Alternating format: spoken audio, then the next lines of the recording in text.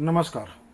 Whittaker कट्टा channel में आपका स्वागत है। बंगाल के चुनाव के बाद जो हिंदुत्व की लहर उठी है वो लहर है, सुनामी है, क्या है? बहुत सारे पॉलिटिकल एनालिसिस के समझ में ये नहीं आ रहा है और इसलिए जो कुछ बहस चल रही है उसे देश की सारी विपक्षी पार्टियां समझ नहीं पा रही है कि आने वाले समय में चुनाव की रणनीति करे तो क्या करे, कैसे करे। ये जो बंगाल से उठी हुई सुनामी की लहर है वो कहाँ तक पहुँचेगी ये समझ में नहीं आ रहा है। और इसका एक ही कारण है, नरेंद्र मोदी हो, अमित शाह हो या बीजेपी का जो हाईकमांड है, जो चुनाव की रणनीति तय करता है और उसके साथ जो आरएसएस के बड़े बड़े लोग होते हैं वो मिलकर किस तरह से अपना रास्ता ढूंढते हैं, इसका अंदाज तक किसी को नहीं है। जैसे बंगाल में बीजेपी जीतेगी ये कल्पना में भी कोई नहीं मान रहा था। सपने में भी बीजेपी नहीं जीतेगी ये बोला जाता था, याद है ना? बहुत सारे रिपोर्टर, संपादक, पॉलिटिकल एनालिसिस, ममता की बात छोड़ो, ये लोग बोल रहे थे बीजेपी नहीं जीत सकती। लेकिन बीजेपी जीती ही नहीं, 2/3 मेजॉरिटी लेकर आई। तो क्यों आई? क्या तरीका बीजेपी ने अपनाया?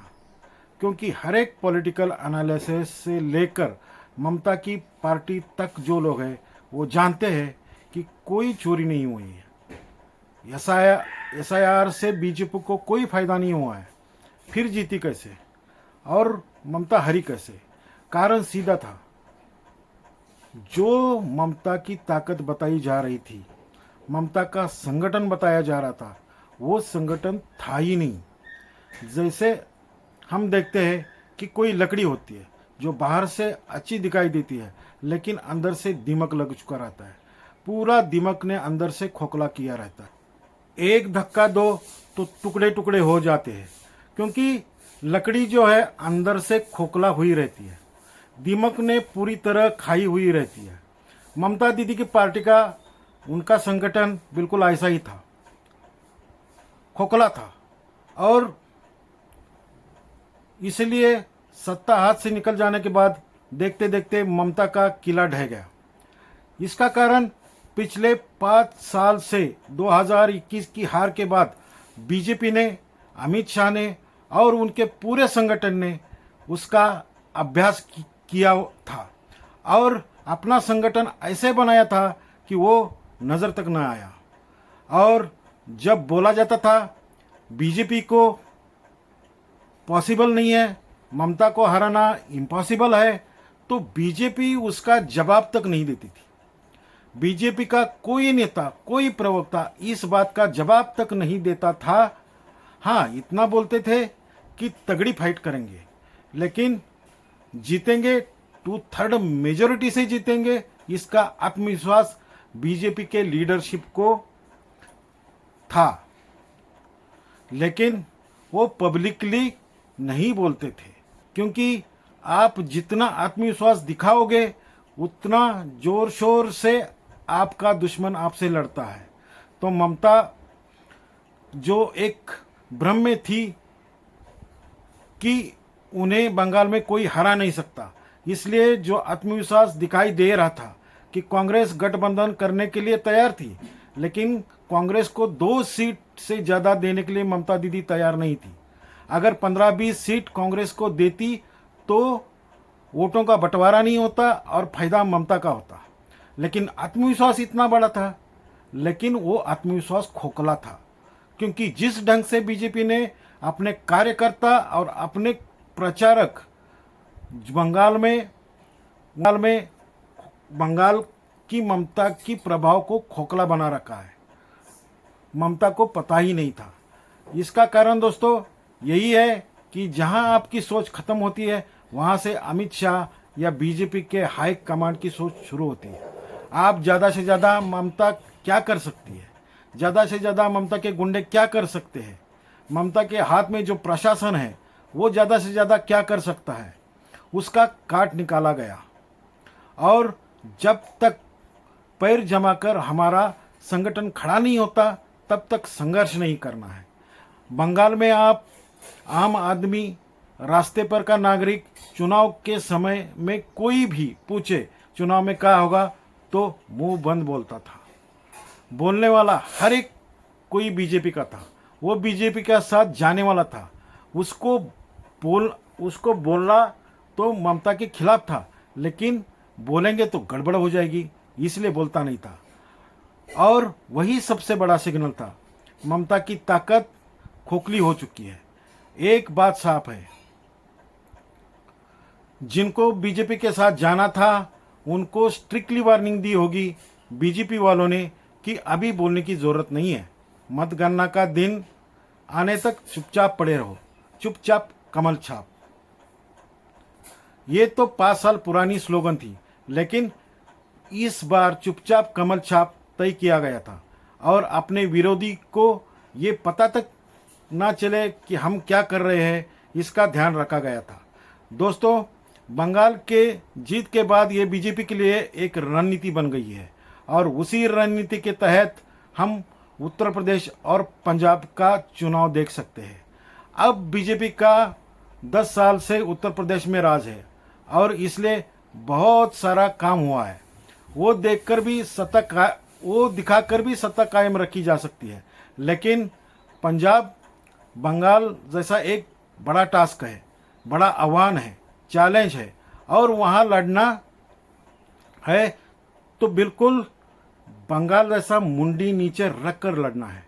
बड़े बड़े दावे करने की ज़रूरत नहीं है, बिल्कुल ज़रूरत नहीं है। हाँ, लेकिन हर गांव में, हर बूथ में क्या करना है, इसका प्रोग्राम पहले से बन चुका है। मोटा भाई की यानी अमित शाह की नज़र में 4 मई के बाद पंजाब पर है, उत्तर प्रदेश पर नहीं है। उत्तर प्रदेश तो 2014 में अमित शाह ने चमत्कार करके दिखाया था, वही बात 2020 में रिपीट की, 2017 में, 2022 में रिपीट करके दिखाया है। तो अपने हाथ में हस्तरेखा होती है, इतनी बारीकी से अमित शाह उत्तर प्रदेश का भूगोल जानते हैं, राजनीतिक भूगोल भी जानते हैं। इसलिए उत्तर प्रदेश कैसे जीतना है, इसकी चिंता बीजेपी के चाणक्य मोटा भाई को नहीं है।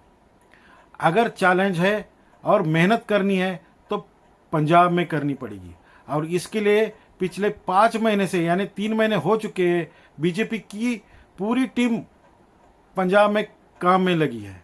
पंजाब का एक एक विधानसभा क्षेत्र, उसमें आने वाले बूथ, मतदान केंद्र, उसकी पॉपुलेशन कैसी है, उसकी मानसिकता, एक बूथ की समझ लो, एक एक बूथ की मानसिकता क्या है, ये समझने की कोशिश की गई है। एक बूथ में समझो 1000 या 1200 वोटर है, तो उस 1200 वोटर के पीछे कम से कम 4 या 5 कार्यकर्ता बीजेपी के लगे हुए हैं।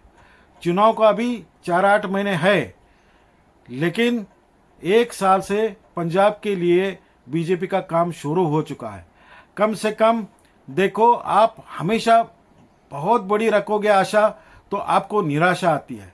पंजाब के लिए बीजेपी ने आज जो अपना टारगेट रखा है, जो अपना लक्ष्य रखा है, वो कम से कम तगड़ा अपोजिशन बनकर पंजाब की विधानसभा में बैठेंगे। इसलिए हमको काम करना है और लड़ना है, और लड़के हासिल क्या करना है, लोगों को लगे थोड़ी ताकत और लगाते तो पंजाब में बीजेपी की सरकार आ जाती। यहाँ तक तो जाना है। कुछ 117 वगैरह सीटें हैं पंजाब विधानसभा की, तो 117 में कम से कम 50 सीटें तो जीतनी है। अगर सही दाव लगा तो 70 से 75 होनी चाहिए। पंजाब के लिए अमित शाह का जो टारगेट है वो समझना ज़रूरी है। अमित शाह हमेशा बहुत बड़ा टारगेट नहीं रखते और एक साथ दौड़ना भी नहीं चाहते, पर खड़ा होना चाहते हैं, चलना चाहते हैं। अमित शाह की रणनीति जो होती है चुनाव के लिए, वो आप पहले समझ लो। वो नींद से उठकर दौड़ शुरू करो, ये अमित शाह की रणनीति नहीं होती। वो अखिलेश की हो सकती है, राहुल की हो सकती है, ठाकरे की हो सकती है। अमित शाह की रणनीति अलग है। अमित शाह की रणनीति ऐसी है कि आप नींद से जाग गए तो 1 घंटा नॉर्मल सी लाने के लिए करो। आपकी नींद पूरी होनी चाहिए, आप उठकर खड़े होने चाहिए, और खड़े होने के बाद आपको दौड़ने के लिए पूरी सांस अंदर लेने के लिए जो सुविधा होनी चाहिए।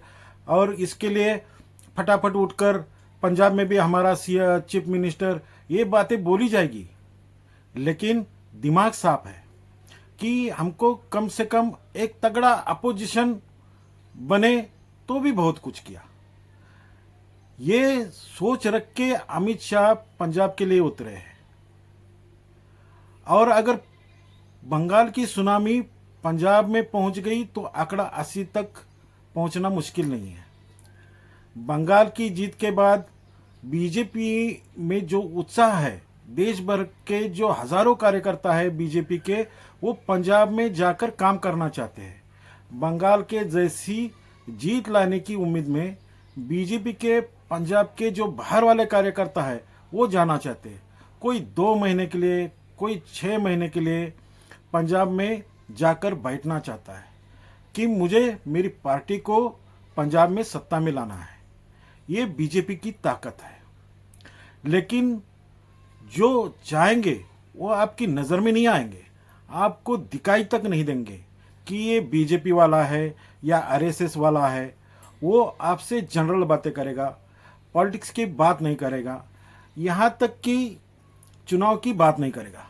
लेकिन आपकी ज़िंदगी में जो घटनाएं हो रही है, जो परिस्थितियां हैं, जो माहौल है, उसके बारे में चर्चा करेगा। कहीं ढाबे पर, चाय की टपरी पर, किसी दुकान में, किसी होटल में, किसी बाजार में आपसे टकराएगा। कोई और आपसे पहचान करेगा, बातें करेगा, चौपाल पर बैठकर आपको प्रेरित करेगा कि आपको वोटिंग करना है। बस आपको वोट करना है, जिसको चाहो वोट करो। लेकिन आपका वोट बहुत कीमती है, वो सत्ता बदल सकता है। अगर ममता की सत्ता बदली जा सकती है, अगर ममता बंगाल में चुनाव हार सकती है, तो आपकी गवर्नमेंट यदि आपको पसंद नहीं तो वो भी बदली जा सकती है। आपको वोट करना पड़ेगा। जो भी आपकी पसंद का उम्मीदवार है, पार्टी है, दल है, उसको करो, लेकिन आपको वोट करना पड़ेगा। ज़्यादा से ज़्यादा वोटिंग होगा तो शायद आपकी पसंद की सरकार आ सकती है। ये तरीका होता है। आरएसएस और बीजेपी का आम इंसान बनकर, ट्रैवलर बनकर आपके साथ बातें करेंगे और आपको समझाएंगे। आपके दिल का जो दुकड़ा है उस पर चर्चा करेंगे। वो सरकार के खिलाफ व्यवस्था पर चर्चा करेंगे, किसी कानून के खिलाफ होगा तो उस पर भी बात करेंगे और आपको समझाएंगे आप सरकार बदल सकते हो। और अगर पंजाब में आम आदमी पार्टी की सरकार है, उसकी जो गलती है उस पर अगर जोर देकर बोले तो वोटर बदलना शुरू हो जाता है।